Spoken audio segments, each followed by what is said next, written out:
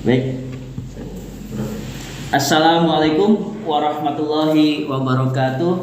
Waalaikumsalam warahmatullahi wabarakatuh. Sohib muda dimanapun berada, berjumpa lagi bersama kami di channel Tajdid Pendidikan, sebuah channel yang membahas, mengupas secara tuntas ya kajian-kajian atau pemikiran-pemikiran pendidikan. Nah, masih di segmen tentang pendidikan Muhammadiyah. Ini pendidikan Muhammadiyah ini kalau kita telusuri ya, ada banyak hal yang menarik untuk kita kaji. Nah, ini salah satunya. Ini di awal kemarin kita sudah berbicara dengan Mas Zaki, dan hari ini Mas Zaki hadir juga di sini ya untuk melanjutkan pembicaraan kemarin Mas Zaki terkait periodisasi pendidikan di Muhammadiyah, Islam berkemajuan ya, Islam modern. Nah, kemarin kita sudah membahas pra Muhammadiyah.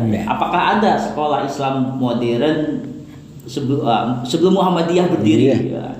Ternyata ada juga ya. Nah, sekarang kita akan membahas pendidikan Muhammadiyah dari pemikiran Ahmad Dahlan di era perintisan, era awal.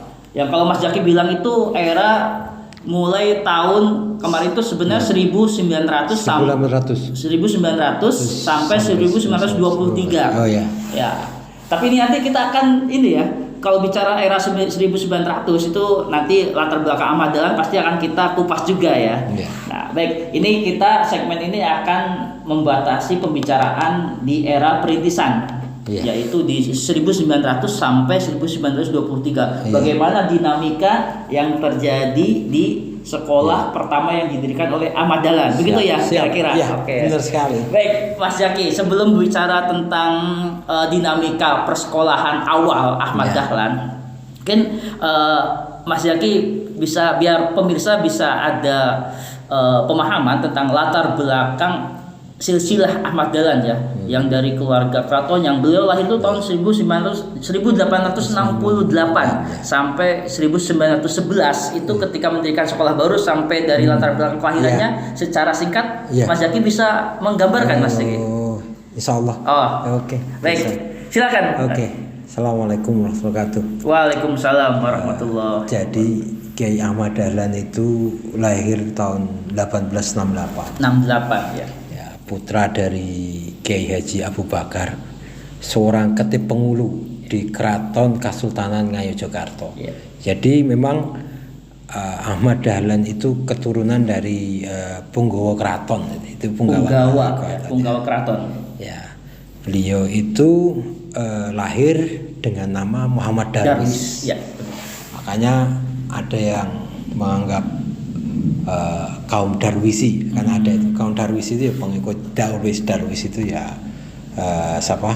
Ahmad Dahlan. Nah, Kiai Haji Ahmad Dahlan itu merupakan keturunan ke-12 dari Maulana Malik Ibrahim. Jadi termasuk kalangan habaib. Nah, habaib kan ada keturunan Nabi. Iya, yang sampai nanti tembusnya sampai Nabi gitu. Nah, kebetulan lah siapa Hajar itu Syekh Hasyim Asy'ari sama Ahmad Dahlan memang ketemunya di sana. Sama-sama keturunan Nabi. Beliau itu dilahirkan dari Kiai Haji Abu Bakar, seorang ketip, lahir di Jogja di kalangan ulama keraton. Jadi awal belajar Islam memang diajari oleh bapaknya. Jadi seorang ayahnya Darwisi, apa namanya Darwis. Kemudian dia menginjak dewasa awal ya, 15 tahun dia sudah pergi haji. Nanti 15 tahun itu sudah pergi haji. Sudah naik haji ya. Pergi haji dan tinggal di Mekah 5 tahun. 5 tahun. Jadi setelah belajar Islam kecil sampai 15 tahun, kemudian belajar haji. Naik haji. Tapi kalau anak sekarang mungkin kelas sampai 6 12 tahun terus masuk pesantren. Kalau itu enggak, dia terus naik haji. 15 tahun itu usia SMA awal, kelas 1 itu sudah naik haji. Usia remaja kan? Iya, remaja sudah naik haji. Luar biasa kan? Padahal perjalanan haji dulu sama sekarang beda. Naik kapal dulu. Naik kapal. Tapi kalau soal masih kecil sekolah di luar negeri itu mungkin banyak contohnya ya. Kayak anaknya Dahlan Iskan itu kan ya sejak dari SMA memang sudah sekolah luar negeri, mirip. Itu memang privilege-nya beliau. Beliau ternyata bukan seorang sembarangan, keturunannya orang yang kuat juga gitu. Setelah di sana belajar agama, kemudian belajar hal, ketemu dengan tokoh-tokoh Islam yang di sana, yang jadi imam masjid di sana, Syekh Ahmad Khatib Al-Minangkabawi dan sebagainya. Kemudian tahun 1888 selesai sekolah dia pulang, berarti usia 20 tahun. Iya. Kemudian ganti nama. Nah, menjadi Dahlan. Ahmad Dahlan. Setelah pulang haji itu ganti nama. 5 tahun menetap belajar kembali, berarti usia 20 tahun. Nah, setelah melihat 20 tahun kembali, Ahmad Dahlan melihat apa situasi di Jogja seperti itu? Dia kan belajar di sana, kan kenal dengan tokoh pergerakan, mengenal pergerakan yang saat itu ada Syekh Muhammad Abduh, ada Rasid Ridho, ada banyak tokoh-tokoh di sana. Islam tuh ternyata jumud, harus dilawan, harus didobrak menjadi tidak jumud. Terus dia pulang, karena dia seorang anak ketip penghulu, maka ya dia bekerja seperti bapaknya. Kemudian dia mengajar di Langgar, di Langgar apa tuh? Langgar Kidul. Punyanya kepunyaan pribadi ya beliau Langgar Kidul itu punya keluarga itu. Kalau tepatnya saya belum tahu ya, karena memang di sana langgar-langgar banyak mungkin salah satunya. Kemudian diamalkan.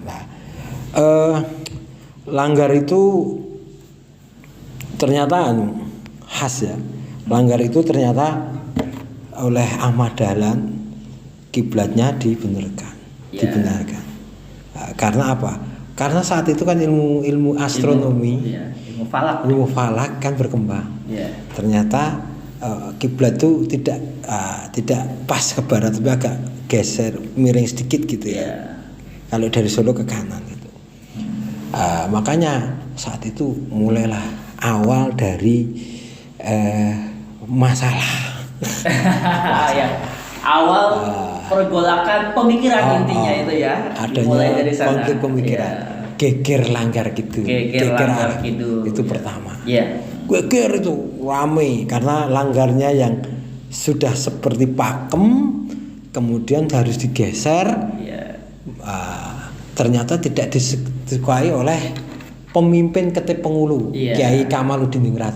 Dia marah sekali, kemudian dianggap membangkang dari keraton. Kemudian selanjutnya yaitu dia lapor ke Sultan. Kesultanan. Lapor gitu. Begitu ya. Nah itu berarti itu sekilas ya tentang perjalanan Dahlan sampai ke pulang kembali setelah dari Mekah. Ada awal pemikiran yang memang berbenturan ya dengan ini menjadi awal. Nah itu geger Langgar Kidul itu menjadi tempat ya sampai sekarang Langgar Kidul masih ada yang menjadi cagar budaya di Jogja itu. Nah baik, sekarang gini, peristiwa itu memang fenomenal ya. Nah tapi kan itu terjadi di sepulang ibadah haji pertama ya. Nah, kemudian itu beliau melihat latar belakang masyarakat sana yang memang ada perubahan, ya, ada reaksi sampai itu kan ketika gini ya. Kalau saya membaca itu ada muridnya sebenarnya yang merubah arah kiblat itu. Setelah dilanggar kan ada yang masjid besarnya itu. Nah peristiwa itu, akhirnya membuat itu yang menjadi apa ya, kemarahan, terus kemudian dibakar lah ya, seperti itu kejadiannya. Itu kan membuat Ahmad Dahlan sebenarnya sempat down juga gitu ya. Peristiwa seperti itu ya Mas Zaki ya. Nah itu sudah mendirikan sekolah belum itu? Belum. Jadi memang Langgar dibakar. Mungkin cara konsep berpikirnya begini. Itu kalau jenengan kalau Anda pernah dengar konsep masjid diror gitu ya, masjid yang menjadi masjid persaingan masjid yang lain, memang harus dibakar gitu ya masjid. Kalau dulu kisahnya seperti itu, masjid diror itu dibakar oleh Kiai Kamaluddin Ningrat karena Ahmad Dahlan berani merubah arah kiblat, bahkan di masjid Kauman arah kiblatnya dirubah, marah dia. Saking marahnya masjidnya langgarnya dibakar. Kemudian lagi saya laporkan, saya bilang tadi lapor ke Sultan. Kemudian dipanggil Sultan. Dipanggil. Nah, ada dialog antara Ahmad dan Sultan. Itu uniknya gini. Uniknya gimana itu di sana? Ketika dipanggil, itu lampu di masjid itu dimatikan. Ya. Ahmad Dahlan didatangkan di tengah. Kemudian Sultan ditanya, Siro kok bahasa Jawanya, intinya gini, kamu kok berani-beraninya merubah arah kiblat. Kemudian karena Ahmad Dahlan sudah kenal dengan ilmu falah dan ilmu modern, bahwa memang arah kiblat kita itu sebenarnya tidak menghadap ke kiblat, tapi menghadap ke Afrika ya. Harus ada pergeseran jika tepat gitu. Nah, ternyata Sultan itu juga seorang yang modern dan moderat. Kemudian bisa menerima dan memaafkan, dan dia dianggap ternyata kamu tidak makar, lampu dinyalakan. Ternyata ada pasukan. Banyak pasukan. Ada pasukan. Kalau asumsi saya ketika memang laporan makar itu ada kemungkinan Dahlan ditangkap. Ya itu persiapan ditangkap itu ya. Karena Sultan itu orang yang bijak, sebelum ditangkap tak tanya dulu. Kalau dalam istilah Islam itu tabayun. Ya, ternyata raja bisa menerima. Dan saya pernah dengar itu justru karena hal seperti itu beliau dihadiahi naik haji yang kedua sama keraton. Ya, kemudian naik hajilah kedua. Yang kedua. Dia mengajak anaknya namanya Sirot nanti yang memimpin Kismu Arko. Kismu Arko itu sekolah yang lanjutan setelah Midi itu ya. Kemudian dia panggil ke mana? Kembali ke Arab. Terus ketemu Haji Bakir. Haji Bakir itu saudaranya. Kiai Hadi Ahmad Dahlan untuk ketemu Rosid itu. Terus ada ketemu Rosid itu. Maaf saya ralat kemarin tuh kitabnya kan Al-Manar tuh, tulisannya kan Al-Manar. Semakin kuatlah dia jiwa modernisasi. Kemudian dia pulang. Setelah ibadah haji itu pulang lagi. Kemudian arah perjuangannya agak sedikit berbeda. Ya betul, ada sedikit berbeda karena melihat pengalaman ketika peristiwa langgar itu, geger langgar itu, sehingga perjuangannya yang berbedanya perjuangan dulu kan internal. Dia ngurusi hanya langgar, pondok. Dia langkah pertama di Muhammadiyah itu sebenarnya yang dibangun oleh Dahlan itu 3 sebenarnya. Kesehatan, pendidikan, sama literasi. Ketika literasi itu dia memang menempatkan buku-buku di langgar gitu tadi. Buku-buku ulama-ulama reformis. Seperti tulisannya Rasid Ridho ada yang Ridho ditulis di situ. Mungkin diajarkan juga ya saat muridnya mungkin kitab-kitab Ridho itu ya, di langgar itu ya. Jadi di langgar itu sudah ada literasi pemikiran modern sama pendidikan, terakhir kesehatan. Kemudian kalau pemikiran literasi tadi ada geger langgar itu. Kalau kesehatan ada geger Al-Maun. Memang ada peristiwa-peristiwa yang menjadi milestone-nya itu ya. Kalau yang pendidikan yaitu Madrasah Ibtidaiyah Diniyah Islamiyah. Tapi itu ada ceritanya dulu sebelum mengapa berdiri MIDI itu ada ceritanya dulu. Apa latar belakang kenapa bisa MIDI ceritanya itu? Singkatnya gimana? Setelah dia pulang, kemudian dia itu mulai membangun relasi. Relasi yang dibangun itu dia itu menjalin relasi dengan Jamiatul Khair dan dengan Budutomo. Organisasi modern ya waktu itu zaman dia Belanda. Iya benar. Dia di situ dengan Budi Utomo beliau belajar cara berorganisasi. Dia berkenalan dengan salah satu tokoh Budi Utomo yaitu Budi Harjo dan Sosro Sugondo. Sosro Sugondo kemudian karena Ahmad Dahlan seorang yang moderat, kemudian Ahmad Dahlan diberi kesempatan untuk mengajar di sekolahnya Budi Utomo. Budi Utomo. Jadi Ahmad Dahlan, kamu mengajar di sekolah Budi Utomo, Quick School, mengajar Islam, agama, ya. Agama boleh itu. Jadi dia tambahan. Ya. Terus sembari dia aktif dia. Ya. Kemudian di Budi Utomo terus dia tanya-tanya. Nah, kemudian dia di rumah membangun sekolah, dibiayai sendiri, beli krosi sendiri, beli meja sendiri, beli papan tulis sendiri gitu. Betul. Sambil mengajar di sekolah Budi Utomo itu, di Quick School Jetis. Di Jetis itu ya. Kemudian ada guru yang dari Quick School mengajar di sekolahnya Ahmad Dahlan di rumah itu. Ada muridnya Budi Utomo yang belajar Islam di rumahnya. Ya, itu setiap akhir pekan kayaknya ya. Sabtu itu belajar agama ke rumah Ahmad Dahlan. Nah, mulai dari situ mungkin benih-benihnya ya. Nah, itu ketika ngajar banyak orang yang suka. Ternyata yang ikut tidak hanya dari orang Jawa, ada orang berbagai daerah masuk gitu. Kemudian ada murid yang mengusulkan, Kiai sekolah ini mau diresmikan. Iya. Jangan dibuat tidak resmi, diresmikan agar besok kalau Kiai sudah bisa pegang, Kiai meninggal, sekolah ini bisa tetap berlanjut. Kemudian berkonsultasilah Ahmad Dahlan dengan Budi Utomo itu ya. Tokohnya saya lupa tuh, ada yang ditanya-tanya itu. Kemudian dibantu tuh caranya membuat ADART. Dibantu gitu. Pengorganisasian, membuat organisasi. Agak sedikit melompat ke depan, itu akhirnya kan bisa resmi. Tahun 1914 itu dapat bantuan Belanda, pemerintah Belanda satu. Saya balik lagi ceritanya, akhirnya dibantulah Ahmad Dahlan itu dibantu oleh 8 atau 9 muridnya itu untuk menjadi pengurus Muhammadiyah yang pertama kali. Ada Suja, ada Ibrahim, ada siapa. Nanti ada tokoh MPI, tokoh Majelis Pustaka, ada tokoh Majelis PKU, dan ada tokoh pendidikan. Dari 9 murid tadi.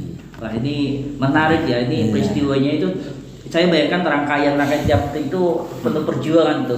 Jadi kalau saya boleh simpulkan, jadi sebenarnya kan organisasi pendidikan sekolah itu lebih dulu dibandingkan organisasi Muhammadiyah. Karena kenapa dibentuk organisasi? Sebenarnya awalnya untuk biar eksistensi pendidikan sekolah ini bisa terjaga, makanya perlu ada organisasi.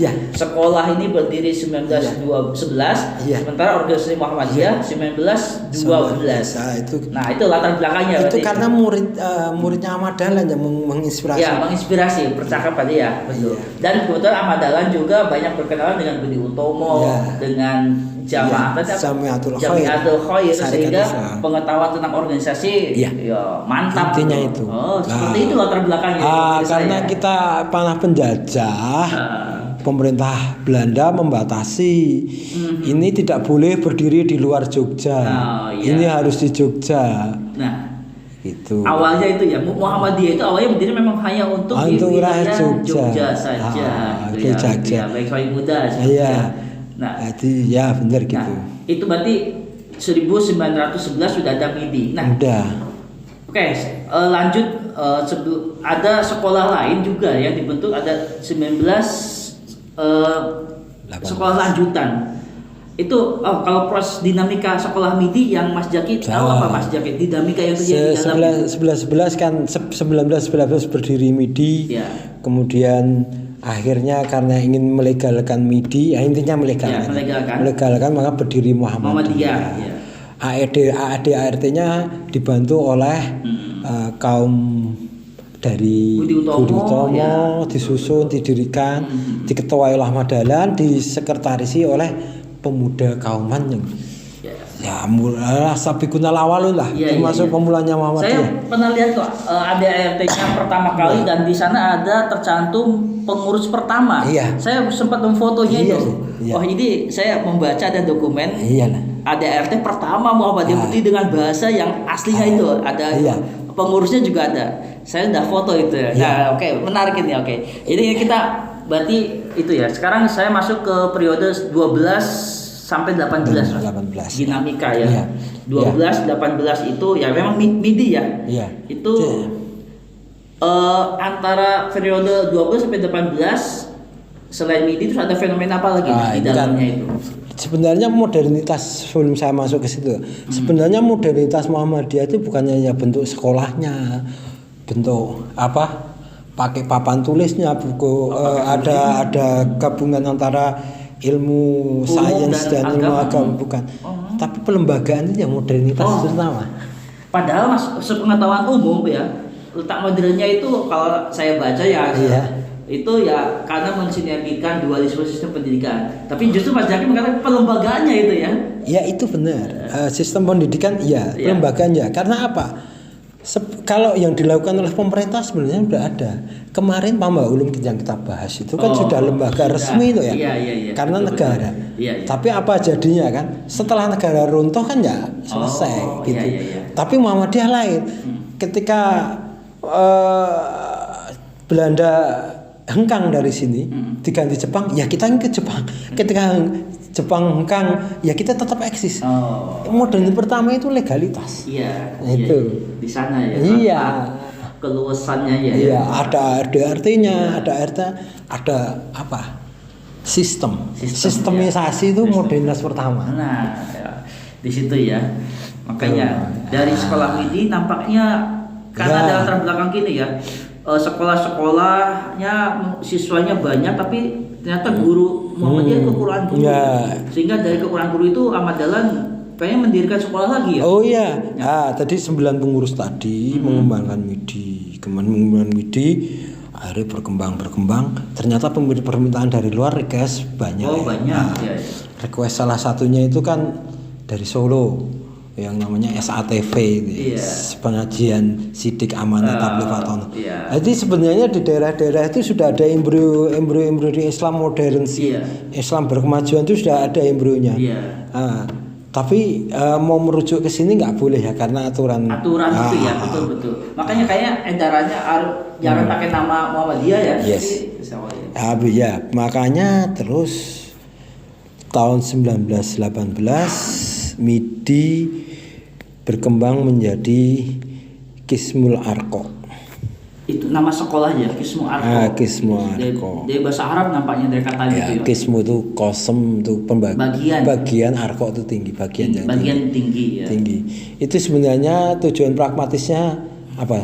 Tujuan pragmatisnya itu menyediakan dai. Iya. Guru dan dai ya. Dalam artian guru dan dai itu kan satu guru satu satu bagian ya. Guru ya dai ya guru gitu kan. Guru kan makanya gitu. Ada ya ulama yang kita dan gitu. Ulama itu ya. Gitu. Qismu Arqa. Untuk menyediakan guru untuk mendidik di sekolah-sekolah Muhammadiyah ya. Seperti itu ya. Menyediakan guru.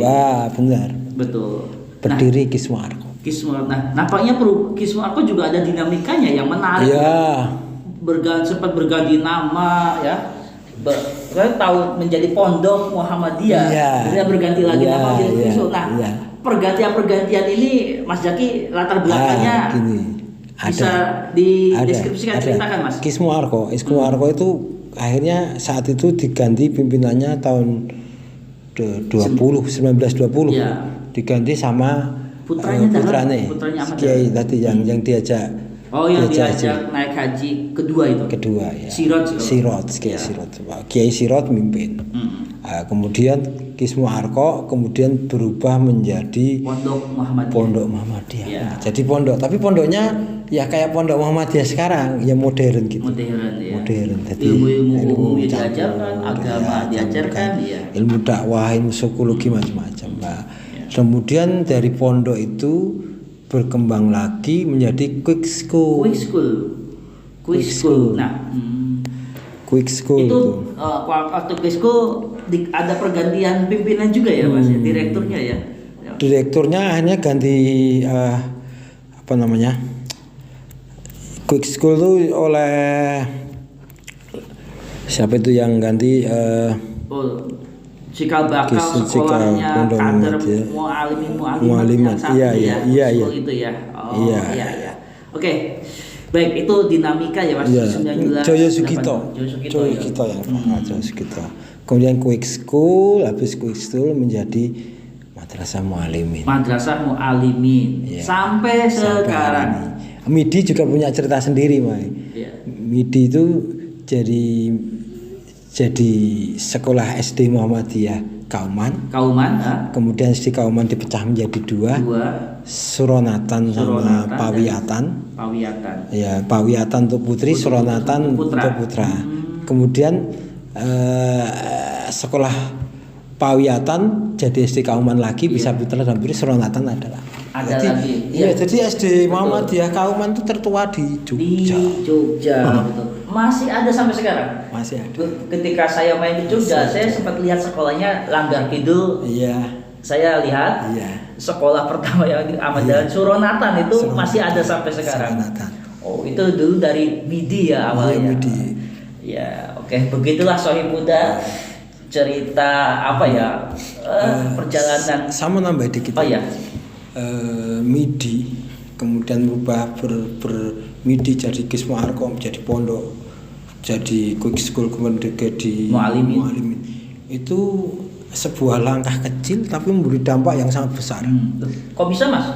Gimana coba? Kecil tapi dampak besar. Di mana besarnya? Karena tadi ya sebenarnya kan kalau hukum pasar kan ada permintaan dan penawaran. Sebenarnya permintaan itu sudah banyak. Di daerah-daerah itu sudah banyak itu. Jadi Solo, Jakarta, Solo, kemudian Maluku, Kalimantan, Sumatera Barat itu kan sebenarnya kan meminta Muhammadiyah membuat cabang di sana-sana gitu. Padahal kan Ahmad Dahlan kan satu, bukan banyak. Maka harus ada orang yang diutus ke daerah-daerah itu.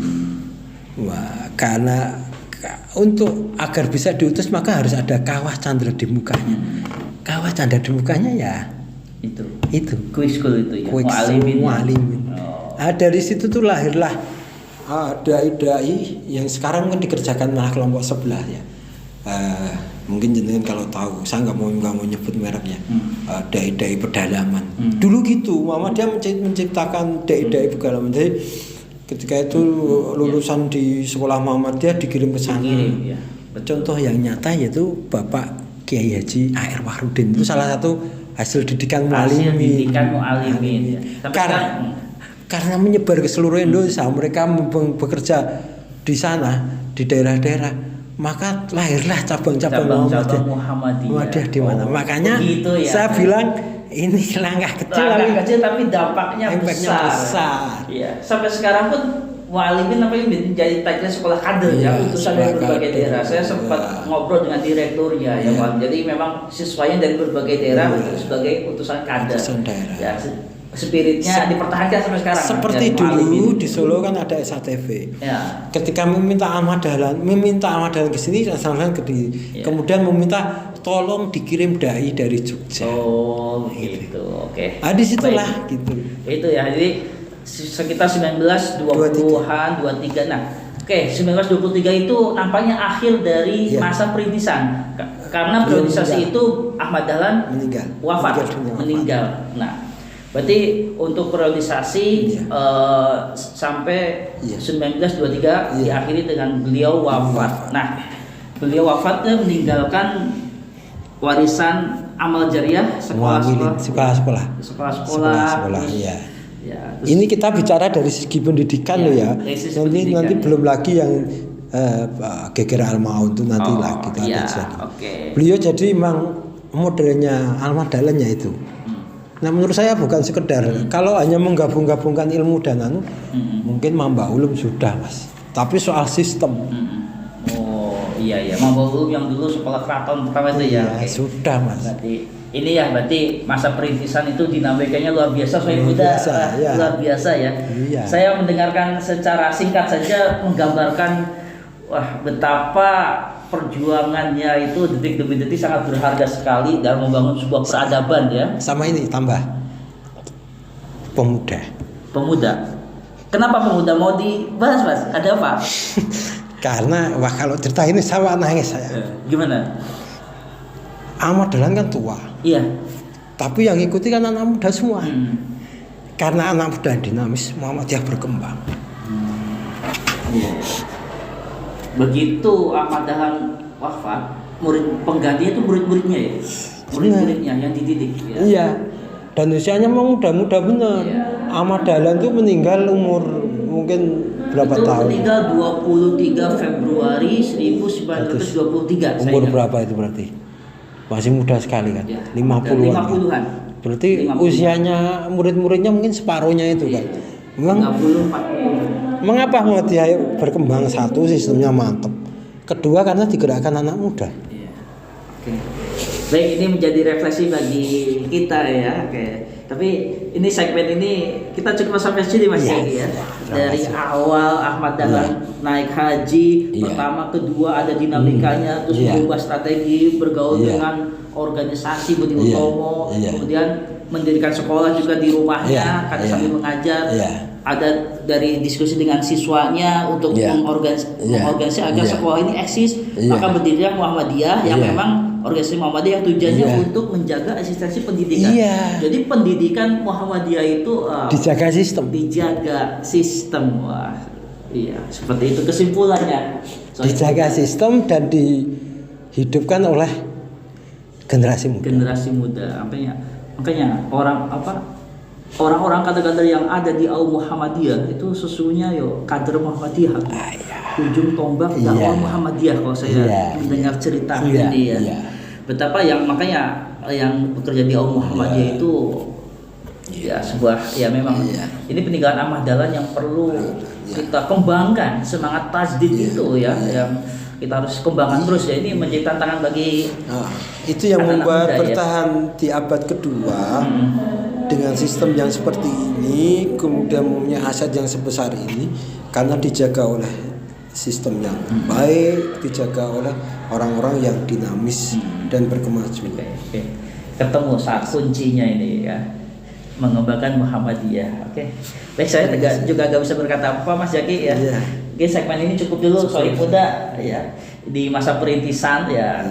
Mungkin nanti segmen berikutnya di masa pengembangan ya. Nanti kita akan kupas tuntas. Itu nanti pengembangan tuh sampai masa sebelum Pak. Berarti murid-muridnya Ahmad Dahlan kiprahnya ya. Jadi kita bicara dari awal dulu sampai Ahmad Dahlan wafat meninggal tuh ya. Bahkan sekolah-sekolah Muhammadiyah itu lebih tua dari Republik ini. Dan nomor dua, bahkan sekolah-sekolah Muhammadiyah itu sudah menjangkau daerah-daerah terpencil sebelum dijangkau oleh pemerintah. Ya, dalam kata lain pemerintah seharusnya berterima kasih kepada Muhammadiyah. Iya. Sebenarnya kalau dilanjutkan menarik, tapi saya nanti segmen lain saja. Hari ini kita fokuskan di segmen masa perintisan yang memang luar biasa itu ya. Milestone-nya Madrasah Mualimin. Ya. Sekolah kader di Jogja. Masih eksis. Mualimin, mualimat. Itu ternyata impactnya luar biasa untuk dakwah Islam berkemajuan. Baik, terima kasih Sohib Bunda. Sampai di sini dulu perbincangan kita, semoga memberikan manfaat dan kita akan lanjut di segmen-segmen berikutnya terkait dengan pendidikan Muhammadiyah. Tetap bersama channel Tajdid Pendidikan. Assalamualaikum warahmatullahi wabarakatuh. Waalaikumsalam warahmatullahi wabarakatuh.